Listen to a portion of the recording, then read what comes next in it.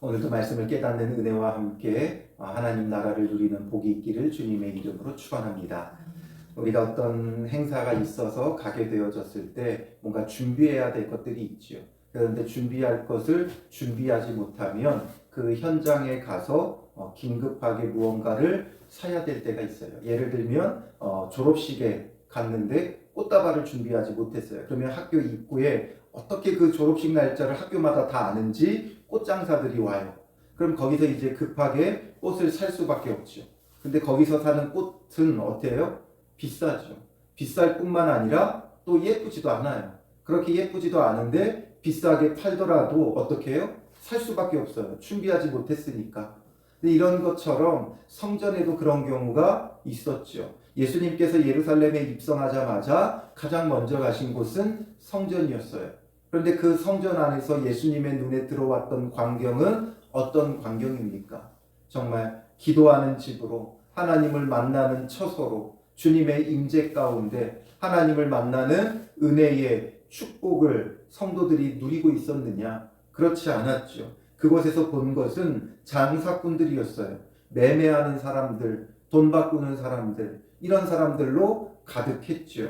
왜 이런 사람들이 성전 안에 가득했습니까? 이제 제사를 드리기 위해 제물을 준비해야 되는데 이 제물을 준비할 때 물론 집이 가까운 예루살렘에 사는 사람들이야 집에서부터 정결한 짐승을 준비해서 올 수 있어요. 그런데 먼 데 사는 사람들은 이것을 가지고 오는 게 결코 쉽지 않죠. 그래서 율법에서도 그런 사람들은 돈으로 준비해 와서 살 수 있게 했어요. 그런데 문제는 무엇이냐면 이것이 그래서 이제 재물을 이곳에서 살 수밖에 없는 사람들을 위해 준비한다는 입장에서는 좋은 거예요. 그런데 늘 문제는 이것을 악용하는 사람들이지요. 충분히 준비해 올 수 있음에도 불구하고 귀찮으니까 그냥 와가지고 사는 사람, 이런 사람들도 있을 뿐만 아니라 그리고 이걸 판매하는 사람들도 정말 정상 가격에 필요한 사람을 위해 정결한 짐승을 준비해 와가지고 그 제사하는 사람들이 하나님 앞에 참되게 제사할 수 있도록 돕는다면 좋지만 그렇지 않았어요. 이들은 철저히 누구와 결탁되어 있었냐면 제사장들과 결탁이 되어져 있었어요. 그래서 제사장들이 인정을 해줘야 돼요. 재물을 가지고 왔을 때 이건 정결하다, 이건 흠이 있어서 부정하다, 하나님 앞에 드릴 제물로 합당하지 않다, 이것을 온전히 행하면 좋은데 이들이 그냥 무조건 다른 데서 가지고 온 짐승은 부정하다고 하는 거예요. 무조건 흠을 잡는 거죠. 이건 이래서 안 되고 저건 저래서 안 되고 무조건 외부에서 가져온 재물은 부정하다, 정결하지 못하다, 이렇게 판정을 내려버리면 어떻게 해야 돼요? 살 수밖에 없어요. 그러니까 사람들이 어차피 내가 준비해 가는 것 부정하다 하는 것을 알겠어요, 모르겠어요? 알아요. 그러니까 부득이하게 그들이 성전에 가서 살 수밖에 없는 거죠. 그게 얼마를 하든지 살 수밖에 없어요. 그러니까 이들이 부당한 이득을 여기서 취하는 거죠. 그래야 또 제사장들하고 결탁되어 있으니까 그들에게 또 뇌물을 먹여야 되잖아요. 마치 성전에서 이걸 팔면서 자리세 내듯이 또 그들에게 돈을 지불해야 돼요. 그러니까 훨씬 더 비싼 값에 판매하고 또 제사를 드리기 위해 온 사람들은 이곳에서 사지 않을 수가 없는 거예요. 그러니 울며 겨자 먹기 식으로라도 이곳에서 가격이 얼마를 하든지 다른 데보다 2배, 3배를 하더라도 해야 되는 거예요. 그리고 이게 하나님 앞에 드리는 제물이니까 뭔가 내가 돈을 아끼는 게 또 하나님 앞에 뭔가 죄스러운 마음도 있었겠죠. 그러니까 여기서 어쩔 수 없이 얼마를 해도 제물을 살 수밖에 없어요. 그러니 이게 뭐와 같아요? 강도당하는 것과 다른 게 없죠. 마치 강도 만난 것과 다름이 없는 그런 폭리를 이들이 취하고 있었던 거예요. 그리고 또 성인 남자 20세 이상은 1년에 한 차례 뭐예요? 성전세를 내요. 성전세로 반세겔을 내는데 이걸 무조건 뭐로 받아요? 세겔로만 받아요. 이 당시 로마의 지배를 받고 있었기 때문에 이들이 일상적으로 통용하는 화폐는 데나리온이었어요. 그런데 세겔로만 성전세를 받으니까 이 반세겔에 해당되는 데나리온이나 이런 것으로 받으면 되는데 이들이 꼭 세겔로만 받아요. 그런데 이유는 아주 그럴싸해요. 왜냐하면 데나리온에는 어떤 문구가 들어가냐면 가이사는 우리의 주인이시다, 이런 문구가 들어가요.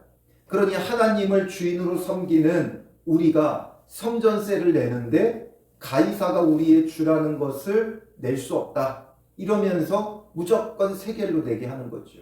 그러니 성전에서 데나리온을 세겔로 환전해주는 환전상들이 있어요. 그걸 무료로 환전해 주겠어요? 아니죠. 거기에 또 수수료를 붙이는 거죠. 그러니 이 방법 저 방법으로 온전히 지금 성전 안에서 매매하는 자, 돈 바꾸는 자, 온통 자기들의 이익을 취하는 자밖에 없는 거예요. 제사장들도 하나님 앞에 제사한다고 하면서 자기들의 이익을 취하고 있는 거예요. 이러니 성전이 강도의 소굴이 아니면 뭐예요? 그러니 예수님께서 가장 먼저 들어가셔서 하시는 일은 바로 이 성전 정화였죠.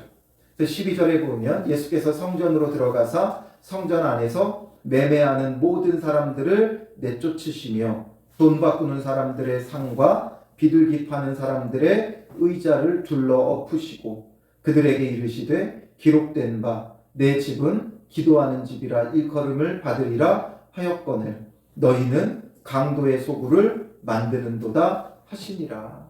만민이 기도하는 집을 강도의 소굴로 만들어 버렸다라는 거죠.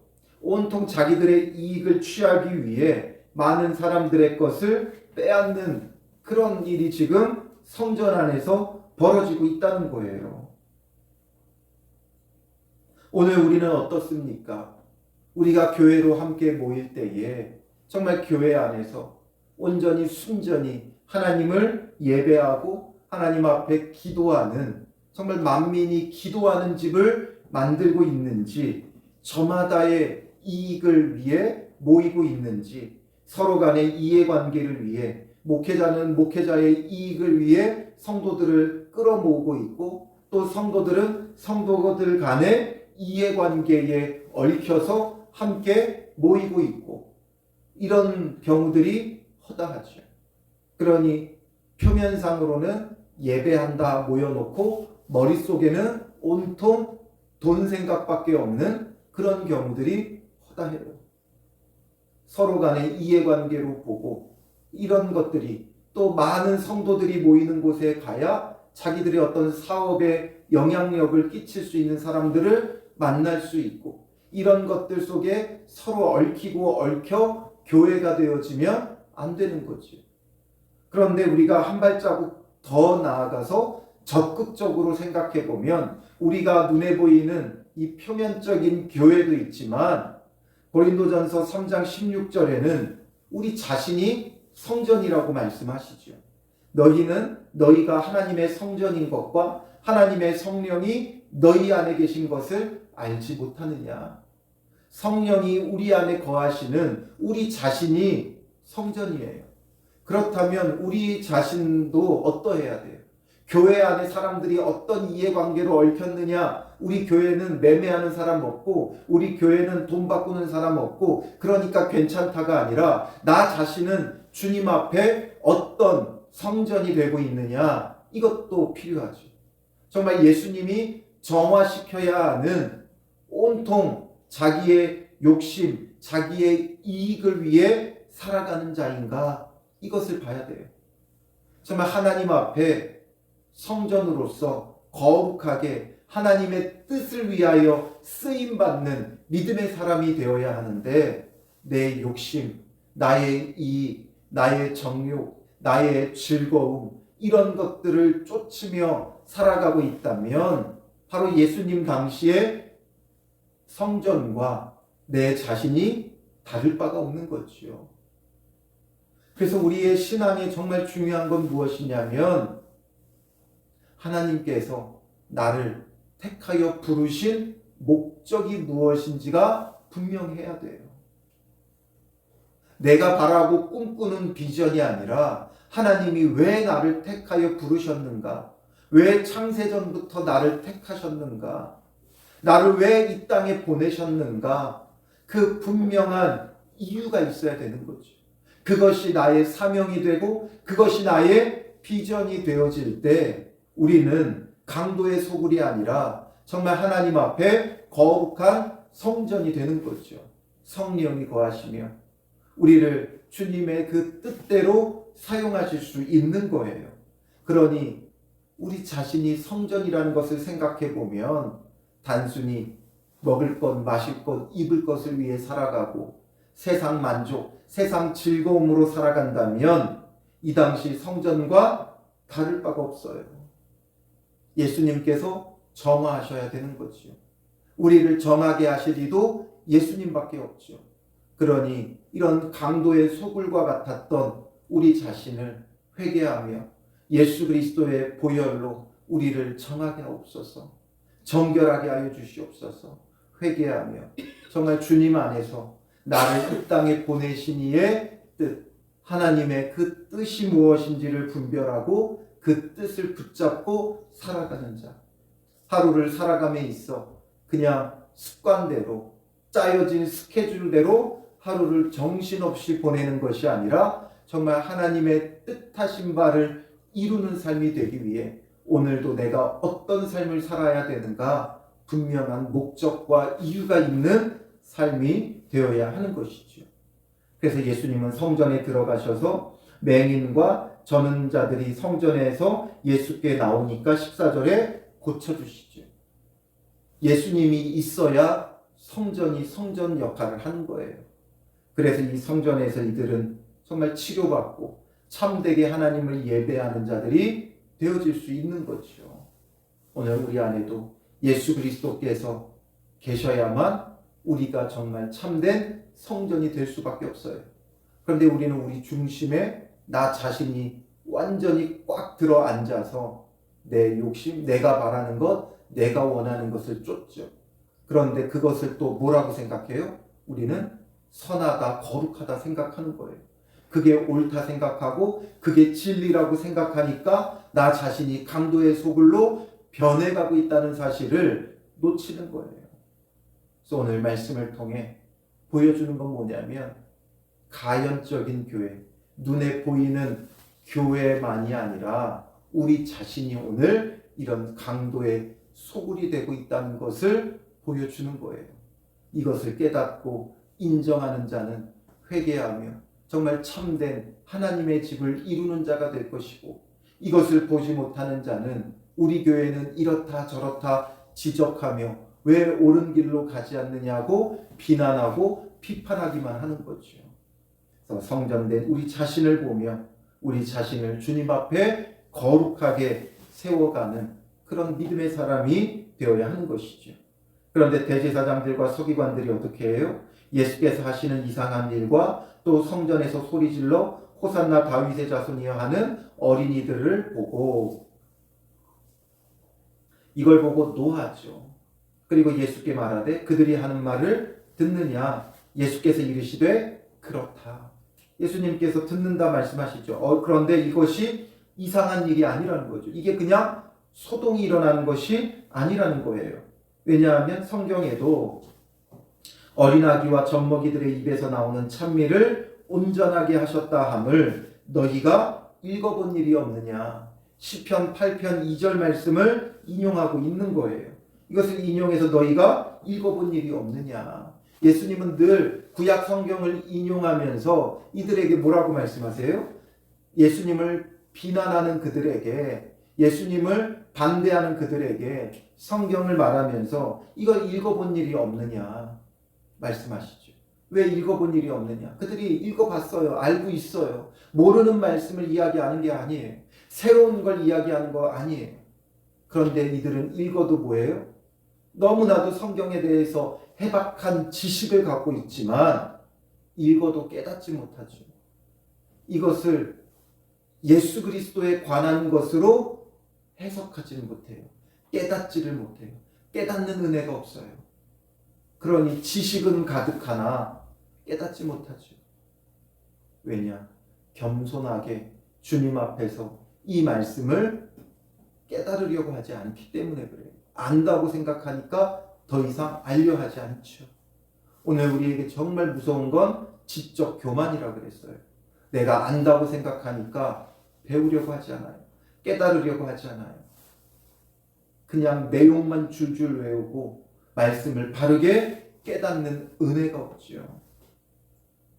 그러니 이런 일들, 예수님이 행하시는 일들을 보면 구약 성경과 연결되어 해석되어지면 뭐예요? 아, 이 예수가 구약에 예언한 그 참된 메시아구나.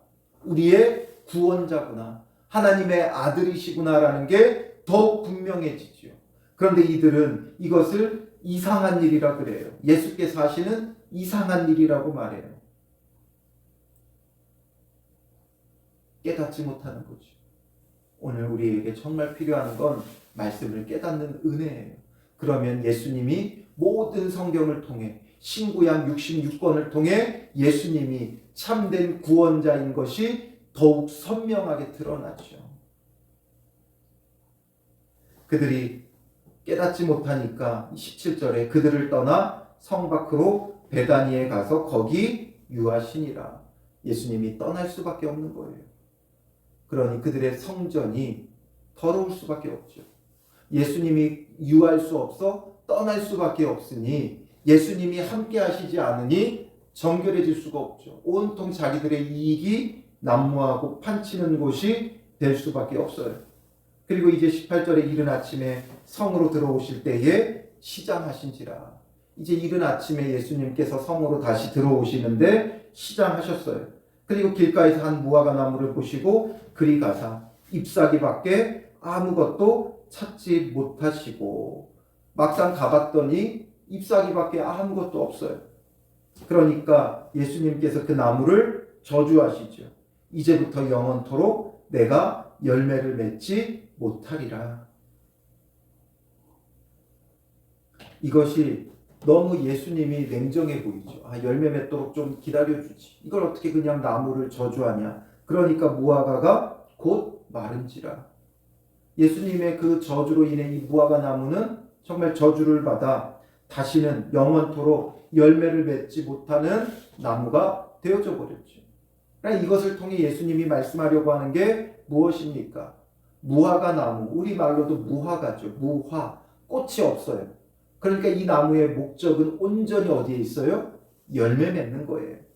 열매가 없으면 이 나무는 아무 쓸데가 없어요.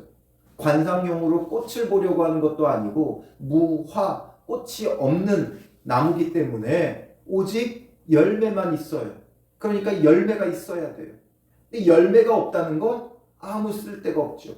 그런데 이 무화과 나무를 보아서 알겠지만 잎 한 장 한 장이 얼마나 큰지 몰라요. 그런데 잎이 무성하다는 건 이 잎이 나오는 그 자리마다 원래는 무화과 열매가 하나씩 거의 하나씩 열려요. 그런데 잎이 가득하면 그 잎 장수만큼 뭐가 있어야 돼요? 열매가 있어야 되죠. 그 열매가 있을 걸 기대하는 거예요. 이 열매가 없어요. 이건 오늘 우리에게 무엇을 보여줘요? 바로 이 성전의 모습이죠. 열매 없는 무화과 나무와 같은 대제사장들과 서기관들. 그들이 잎사귀가 가득한 것처럼 보기에는 여러 가지 조건들을 많이 갖췄죠.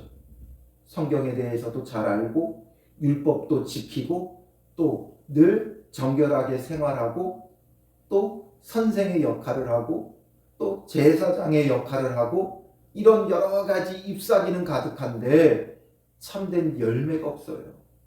이들에게 열매가 없어요. 정작 필요한 열매가 없어요. 오늘 우리의 모습이 이렇지 않은지 우리는 돌아봐야 되죠. 우리도 갖춘 건 많아요. 내세울 건 많아요. 그런데 정말 우리에게 열매가 있느냐? 교회 안에서 직분도 있고 주일도 잘 지키고 여러 봉사의 일도 하고 잎사귀는 무성하죠. 그런데 정말 그 안에 열매가 있느냐? 열매로 알리라 말씀하셨죠. 그것만 마태복음에서 2번을 이야기해요. 마태복음 3장 10절에도 이야기하고 마태복음 7장에도 또다시 이야기해요. 마태복음 7장을 보면 마태복음 7장 17절에서 20절에 보면 이와 같이 좋은 나무마다 아름다운 열매를 맺고 못된 나무가 나쁜 열매를 맺나니 좋은 나무가 나쁜 열매를 맺을 수 없고 못된 나무가 아름다운 열매를 맺을 수 없느니라.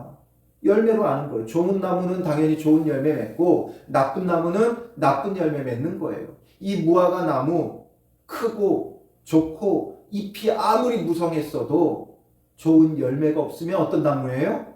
나쁜 나무죠.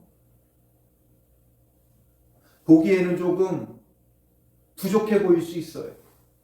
그러나 그 가운데 좋은 열매가 맺히면 좋은 나무가 되는 거예요. 보기에 어떠하느냐가 아니라 이 나무가 얼마나 크고 얼마나 잎사귀가 많냐가 아니라 어떤 열매가 있느냐, 그게 중요한 거죠. 교회가 얼마나 크고 좋으냐가 중요한 게 아니라 얼마나 좋은 열매가 있느냐, 이거예요. 좋은 열매는 어떤 열매겠습니까? 우리가 맺을 수 있는 좋은 열매는 바로 말씀에 순종하는 거룩한 열매죠. 말씀에 순종하여 하나님을 사랑하고 이웃을 사랑하는 참된 거룩의 열매가 있어야 돼요. 이거 없이 지금 온전히 이해관계로 뒤섞여서 어떻게든 뜯어먹으려고 돈 계산하고 있는 이들, 아무런 열매가 없죠. 정말 이들이 좋은 열매라면 정말 많은 사람들이 성전에 와서 기도하고 제사하고 예배할 수 있도록 길을 열어줘야죠. 더 싼 값에 더 좋은 것을 제공해 주어야죠. 그런데 이들은 그렇게 하지 않았고 어떻게든 더 이익을 붙여 먹었어요. 오늘 우리도 마찬가지죠. 말씀에 순종하며 이웃을 사랑하며 섬겨야죠. 온전히 이해관계 속에서 자기의 이익을 챙기기 위해 부득불 이것저것 따지고 우리는 정당한 대가라고 여기지만 때로는 갑질하는 경우들이 많이 있죠. 그 이해관계 속에 정말 부득불 모든 걸 다 챙겨가는 것, 그게 과연 우리가 주님 안에서 맺고 있는 열매인가? 내 안에도 온전히 이런 세상의 가치관, 기준이 꽉 들어차 있는 거죠. 큰 소리 치지 않으면 세상이 무시한다. 그거 꼭 받아내야 된다.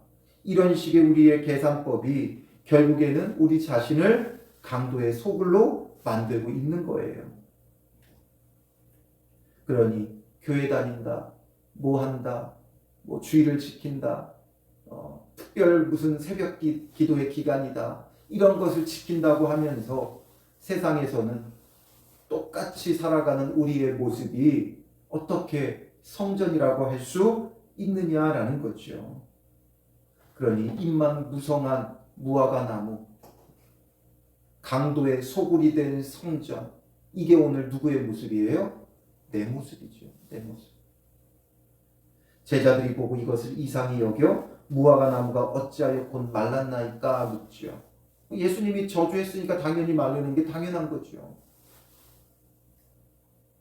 예수님이 그것에 대해서 말씀하시죠. 내가 진실로 너희에게 이르노니 만일 너희가 믿음이 있고 의심하지 아니하면 이 무화과 나무에게 된 이런 일만 할 뿐 아니라 이 산더러 들려 바다에 던져지라 하여도 될 것이요. 너희가 기도할 때에 무엇이든지 믿고 구하는 것은 다 받으리라 하시니라. 강도의 소굴이 아니면, 이런 열매 없는 무화과 나무가 아니면 정말 정결한 성전이 되고 열매가 있는 자가 되면 바로 믿음으로 무엇이든지 구하면 다 받는다라는 거예요. 왜? 자기의 정욕에 쓰려고 구하는 자 아니기 때문에. 정욕에 쓰려고 구하니까 못 받는 거죠. 그러나 우리가 정말 이런 선한 마음을 가지고 하나님이 주신 사명을 갖고 기도하면, 하나님의 뜻을 이루기 위해 기도하면 안 될 일이 없죠. 무화과 나무에게 된 일뿐만 아니라 이 산을 들어 저리로 옮길 수 있어요. 이 산 더러 들려 바다에 던져지라 해도 되어져요. 못할 것이 없어요. 그러나 우리가 못하는 이유는 뭐예요? 내가 강도의 소굴이 되어 있고 입만 무성한 무화과 나무가 되어 있기 때문에 그래요. 그러니 오늘 우리의 이런 모습을 회개하며 돌이키며 정말 정결한 성전이 되어지고 열매 맺는 믿음의 사람이 되어져 하나님의 선하신 뜻 안에서 무엇이든지 믿고 구하면 다 받을 수 있는 정말 참된 믿음의 사람들이 되시기를 주님의 이름으로 축원합니다. 기도하겠습니다. 살아계신 아버지 하나님, 오늘 우리 자신의 모습을 보게 됩니다. 말씀을 통해 강도의 소굴이 되어 있는 우리 자신을 보게 되어지고 열매 없는 무화과 나무 같은 모습을 보게 됩니다. 열심히 주의를 지키고 우리가 열심히 기도하고 열심히 무엇을 하며 신앙생활 한다 했지만 이 열심으로 이룬 것은 오직 잎사귀뿐임을 오늘 보게 됩니다. 잎사귀만 가득한 무화과 나무 같은 우리의 모습, 여전히 나의 욕심과 정욕과 즐거움, 편안함을 쫓는 강도의 소굴과 같은 우리의 모습을 용서하여 주시고 예수 그리스도께서 좌정하여 주시고 우리에게 말씀하여 주셔서 그 말씀을 온전히 깨닫고 순종하며 그 순종의 거룩한 열매를 맺고 사랑의 섬김의 열매를 맺는 믿음의 사람들 되게 하여 주셔서 우리가 바라고 구하는 것이 나의 뜻이 아닌 하나님의 뜻을 구하는 자들 되게 하시고 주신 사명을 위해 구하며 기도하는 자 되어 주님의 선하신 뜻을 이 땅에 못 이룰 것이 없는 믿음의 사람들 되게 하여 주시옵소서. 오늘도 이 하루를 놓고 기도하기 위하여 첫 시간 주님 앞에 나왔습니다. 우리의 기도가 정욕에 쓰려고 잘못 구하는 것이 없게 하여 주시고 정말 하나님의 선하신 뜻을 구하며 주의 뜻을 이루기 위하여 기도하며 구하게 하여 주셔서 주님의 선하신 뜻이 오늘 우리의 삶을 통해 이루어져가는 은혜가 있게 하여 주시옵소서. 온전히 주님의 일하심의 은혜를 구하오니 은혜 가운데 거하게 하여 주실 줄 믿사오며 예수님의 이름으로 기도합니다. 아멘.